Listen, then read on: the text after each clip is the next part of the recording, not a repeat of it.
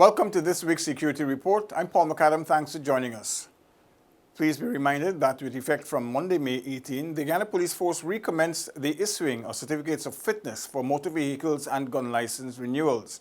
A date for the resumption of the practical driving tests will be announced later. Now, if you have a fever, cough, or difficulty breathing, please call the coronavirus hotline numbers.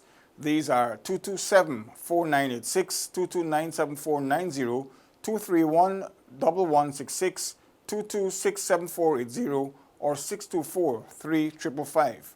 First, we tell you that 19-year-old Dequan Nigel Adams of Lot 17, Smithfield, New Amsterdam, and of the Vilt village in Berbice, was charged with the murder of his girlfriend Melissa Sommer.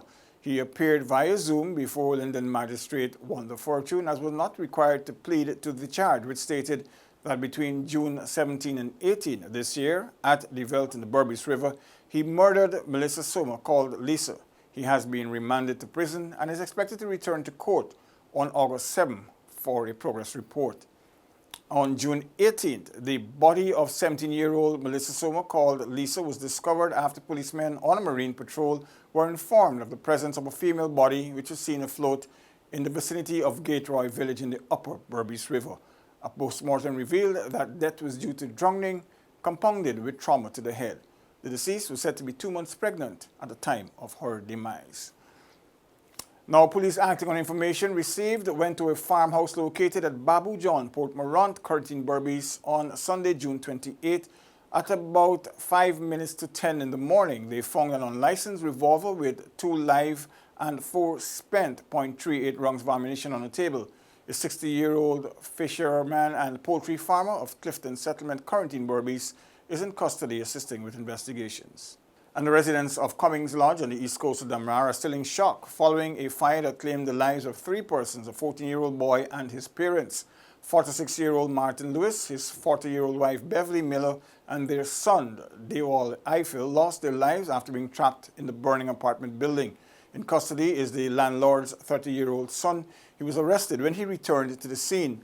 The police have established that the man had visited the Cummings Lodge building minutes before the fire started, but the detained man has denied that he started the blaze. The police are hoping that the CCTV footage that they can access will help to provide more leads. Investigators were told that the landlord's son was involved with an argument with one of the tenants over rent shortly before the fire broke out. The tenant alleged that the son came to collect rent, but she refused to hand over the money since she was unsure if he was actually authorized to collect same. It is alleged that the son then went into an occupied apartment on the top flat of the building, where he spent 15 minutes before he speedily left in a car. Not long after, smoke was seen emanating from the building. Based on the evidence gathered so far by the Guyana Fire Service, they say that a flammable liquid was used as a propellant. They also concluded that the fire started in the same apartment that the man had allegedly entered. It has been days since Police Constable Quincy Lewis went missing after leaving his Parfait Harmony West Bank Demerara home for work. Lewis, a serving member of the force since 2015, is stationed at the Agricola Police Station on the east bank of Demerara. He was last seen alive on Friday afternoon, June 19, when he left in his friend's car, PTT 7541, to go to work. A few days later, the owner of the car came to the family home looking for Lewis since he failed to return same and was not answering his cell phone. This got relatives worried and suspicions grew as calls to his phone went unanswered. Things went even more downhill after the family decided to contact the Agricola Police Station, where ranks indicated that Lewis never showed up for work. On June 26, the family formally filed a missing person report at the Parfait Harmony Police Station. An investigation is underway, and police ranks will be reviewing CCTV footage, especially from along the Demerara Harbour Bridge and all the various points, to trace the vehicle to determine if Lewis actually crossed the bridge on the day he went missing. Anyone with information regarding the whereabouts of Constable Lewis can call 677-6547, 680-136 or their nearest police station. A 43-year-old man who suffers from mental illness on Monday confessed to killing his 83-year-old bedridden father, Mohammed Salomon, by beating him in the head with a piece of wood at the Parker Street, Providence, East Bank, Demerara home on January 13, 2015. Ali Mohammed appeared before High Court Judge Brassington Reynolds via Zoom. He was initially charged with murder but opted to plead guilty to the lesser count of manslaughter. According to reports on the day in question, Mohammed armed himself with a piece of wood and dealt his sister several lashes. After she fled the house, he then entered his father's room and beat him with the same piece of wood. The elderly man was rushed to the Diamond Diagnostic Center, then transferred to the Georgetown Public Hospital Corporation, where he subsequently died. Following a robbery under arms committed on an Alboiston resident on June 22 last, which was captured on closed-circuit television cameras and circulated on social media, the police reported that the alleged gunman is presently under guard at the Georgetown Public Hospital Corporation. Information received said that the suspects attempted the same stunt as seen on the video, which involved pushing another motorcyclist off his bike and stealing his stuff. But when they attempted the same stunt afterwards with another person, they fell and injured themselves. The guarded suspect is a 22-year-old resident of East Rhymeville, Georgetown, and his accomplice, who was reportedly whisked away from the scene, is currently being pursued by investigators. On the 27th of June, an eradication exercise was conducted by ranks at Underneming Sandpit Back Dam on the Essequibo coast. A cannabis cultivation was found with about 300 plants ranging up to 6 feet in height. 2 motorcycles and a quantity of suspected cannabis seeds were seized. Some were photographed, samples taken, and the remainder destroyed by fire. No arrests were made in that move. And on the same day, under the command of a gazetted officer, another eradication exercise took place, this time in the Berbice River. A field comprising of approximately 2 acres of cannabis plants was located at Sand Hills Village in the river, with approximately 5,000 plants ranging from 3 inches to 4 feet in height, with a street value of more than $11 million. The dried plants and cannabis were destroyed by fire. No arrests were also made in that move. And the police are investigating the cause of an arson which destroyed a new vehicle belonging to TV journalist Travis Chase at around 2:45 hours Monday morning. Chase usually parked his Honda CR-V in the compound of the Ministry of Public Service at the Vlissingen and Durban Street corner for security purposes, since he lives close by and has no parking in his yard. Chase said he was alerted by the female security guard and believes that someone deliberately set his car on fire. He has been driving the car for 2.5 months now. A bus belonging to the ministry was also damaged, along with a motorcycle and a nearby parked car. The perpetrators had to scale the fence to access the compound, and police are reviewing the closed-circuit security cameras with a view to finding the person. A 25-year-old minor on Monday confessed to fatally stabbing his fellow workmate during a heated argument in 2019 at their campsite at Frenchman Bagdam Mabur Region 10. Imran Daniels of the Northwest District was initially charged with the murder of Alex Daniels, but opted to plead guilty to the lesser count of manslaughter. He admitted that on February 14, 2019, he unlawfully killed Daniels of Swan Village, Suzac Linden Highway. Sentencing has been adjourned to July 20, pending a probation report. His Excellency President David Granger has described the tenure of former President Bar Jagdeo as the decade of death in Guyana. The current General Secretary of the People's Progressive Party, Bar Jagdeo, served as president from 2000 to 2012. During that period, President Granger noted there were close to 1,500 murders. The head of state was at the time a guest on Benchcop Radio 107.1 FM on June 29. He said that Mr. Jagdeo left a scar on Guyana that will never be forgotten. The president said, quote, "Any visitor going to Bartica will see a huge monument. Any visitor going through Ivlery will see another monument. Any visitor in Buxton will see a monument. These are all monuments to Bar Jagdeo's 12 years in office when he had these 1,481 murders," end of quote. The president observed that it was peculiar that the former president would claim to have had crime under control during his tenure, especially when the former Minister of Agriculture, Sati Yoso, was killed during this period. He recalled it as the worst period of murder of the post-election history of Guyana, and you have to ask why, if he knows all of these things, why didn't he even have a commission of inquiry, not even a coroner's inquest?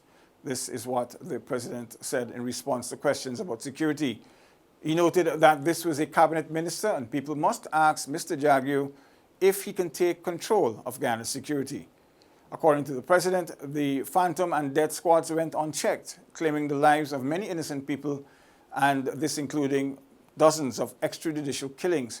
The United States in January of 2010 had even called for an investigation into the operations of the various death squads.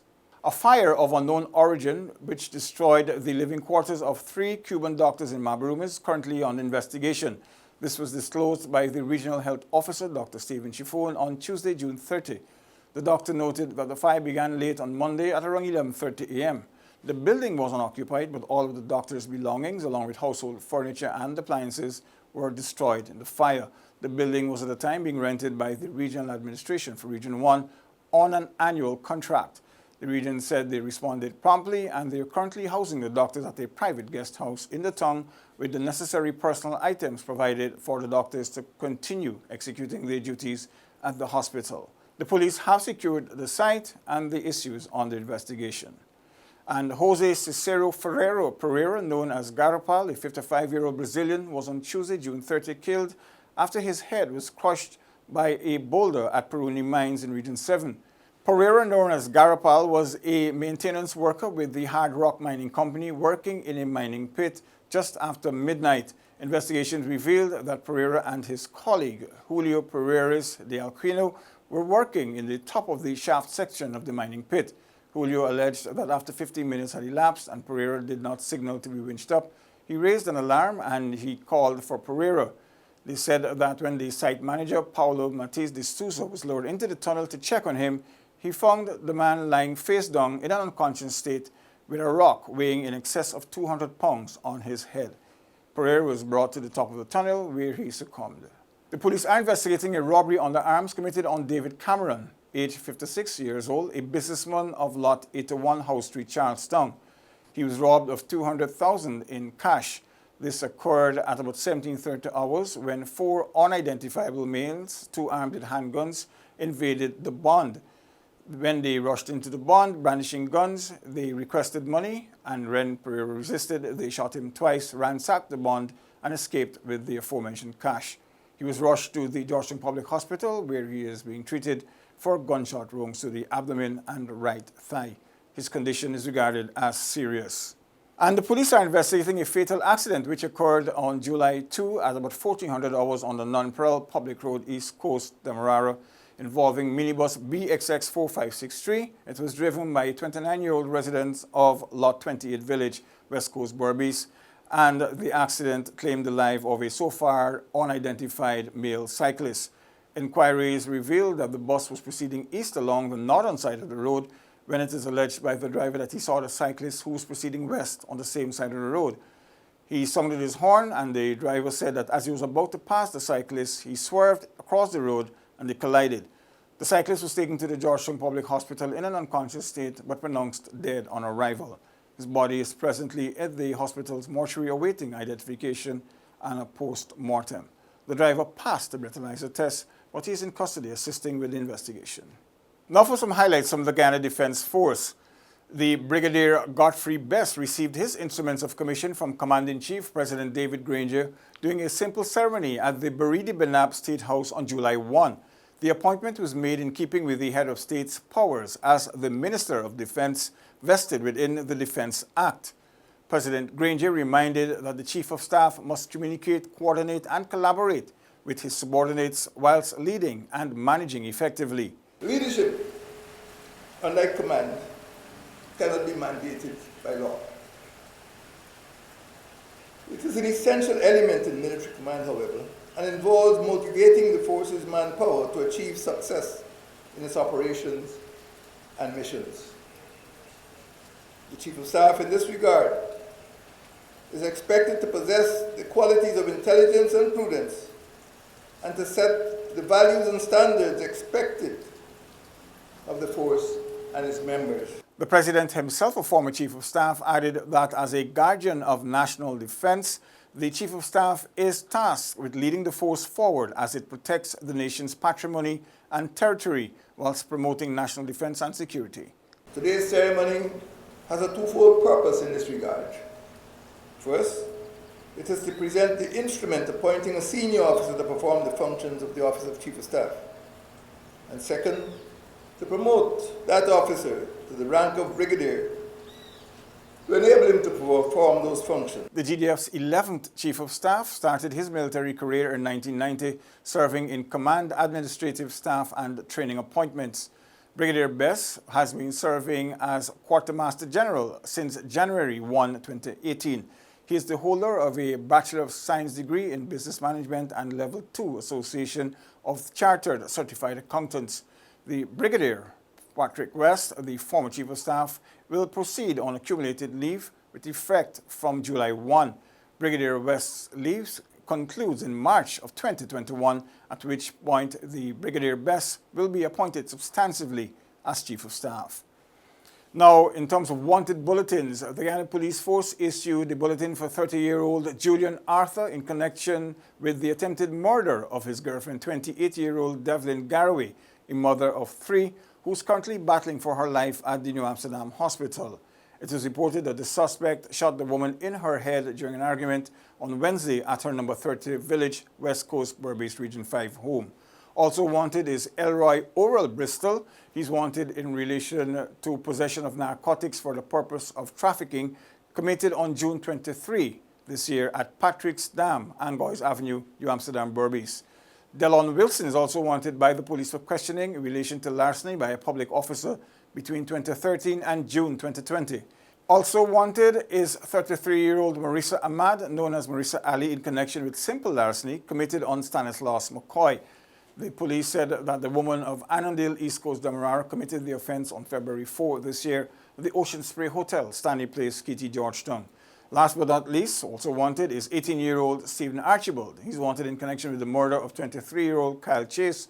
Chase was stabbed to death on December 30, 2019 at Mazaruni Street, Skyhawk Park. The police gave Archibald's last known address as Lot 136 Victoria Street, All Boys Town, Georgetown. Now, anyone with information that may lead to the arrest of the aforementioned culprits can contact the police on telephone numbers 226-6978, 225-8196, 226-2870, 227-1149, 911, or their nearest police station. And that's it for this week's Security Report. Stay safe. Goodbye.